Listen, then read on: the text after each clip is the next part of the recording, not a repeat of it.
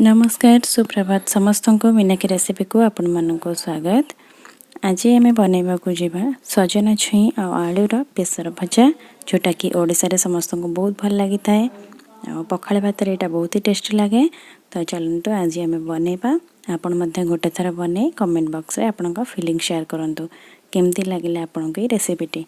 चलतु प्रथमे छुई आलू बेसर भजा मुझे 4टी सजना छुई और 2टी आलू याकू आम यहीपरि भाव में काटी नवा। देखो वीडियो जो भाव में देखा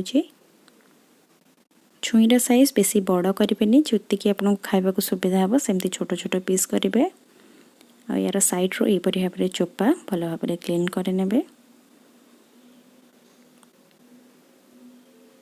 एमती भाव में आपको छड़े नियंतु। बाकी तक यहीपरि भाव में पीस काटी नवा आम।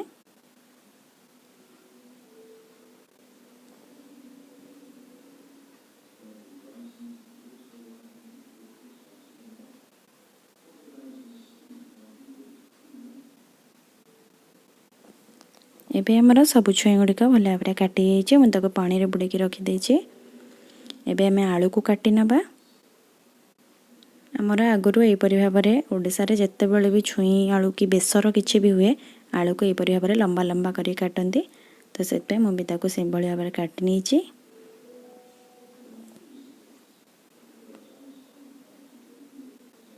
एबे आम पियाज को काटी नवा यहीपरि भाव में टिके मोटा मोटा पीस करके काटी नेबे। कहीं आमको पियाज सहित आलू को भी हल्का फ्राए करार अच्छी। तो ना पियाज पतला पतला काटिले सेटा भी पोड़ी जीव। तो हल्का हल्का यहीपरि भाव में मोटा मोटा कर काटी नेबे।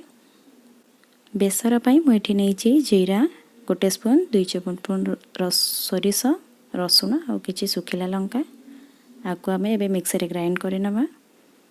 अल्प टिके पानी दे बेसर पेस्ट तैयारी कर नवा। एबे हमर बेसर पेस्ट रेडी हो जाइए। गोटे बाउल आम ए काढ़ी नवा।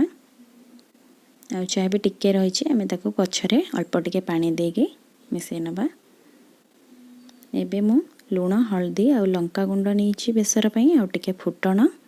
एबे हमर छुई बेसर सब रेडी हो जाइए। आउ थे देखी नवा को। एबे मु कड़ाईटी बसई नहीं। कड़ाई टिके गरम हो गला परे हम टिके सोरिष तेल एथरे पकई नवा। तेल टिके गरम हो गला परे रखिथिबा सुखिला लंका और पंचफुटण को मित्र ऐड करिनेबे। पंचफुटण को टिके फुटिया पई छाड़ी दबा।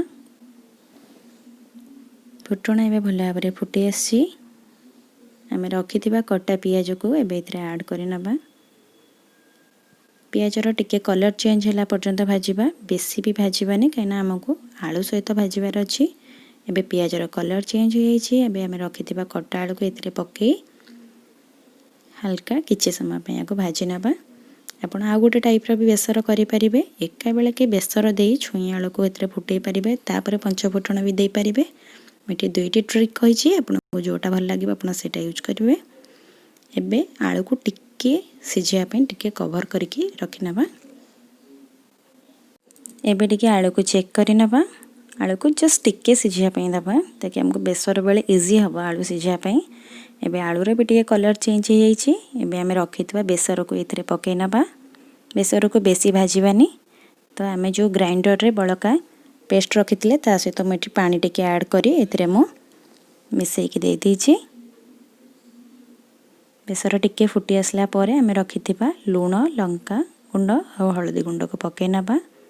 बेसर कलर टिके हळदी आसले मते टिके भल लागेनी। तो सेत मु टिके लंका गुंड नीची जोटा कि हमर कलर पाई अल्प टिके तार कलरटा टिके अलग आसीबो। देखंतु कलर भल देखा होची। टिके फुटी आसला परे हमें रखिथिबा छुई को इथरे बे ऐड करि नबा। एबे ताको भल भाव में गोळै नबा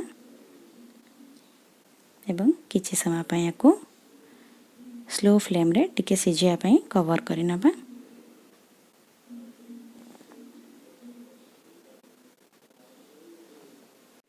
एबे छुई सिझिला कि नहीं टिके टिके चेक करि नबा मझिरे मझिरे एपरि भाव में गोळे के टिके देखि नेबे।